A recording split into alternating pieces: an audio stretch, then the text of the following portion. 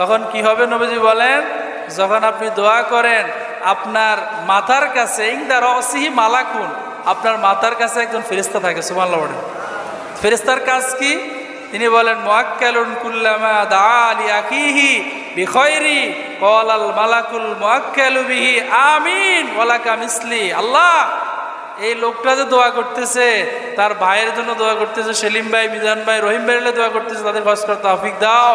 এই লোকটা অন্যের জন্য দোয়া করতেছে, আল্লাহ আগে তুমি এই দোয়াটা তার নিজের জন্য কবুল করো। সুবহানাল্লাহ। ফেরেশতাদের দোয়া কবুল করেন কে?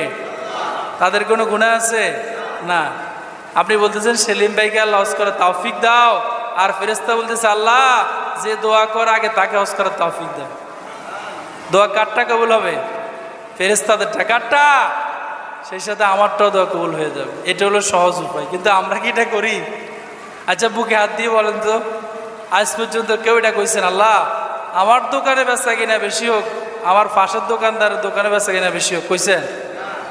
সকালবেলা দোকান খুলি, ওখান তার দোকানের উপর ঠাড়া উড়ুক, আছে না? আজ পর্যন্ত কখনো জমির পাশে যায় বলছেন আল্লাহ আমার জমিতে ফসল বেশি হোক, ওই জমিতে ফসল বেশি হোক? বলছেন? বলি নাই। এজন্য নিজের জন্য দোয়া করার আগে অন্যের জন্য দোয়া করলে দোয়া কবুল করেন কে?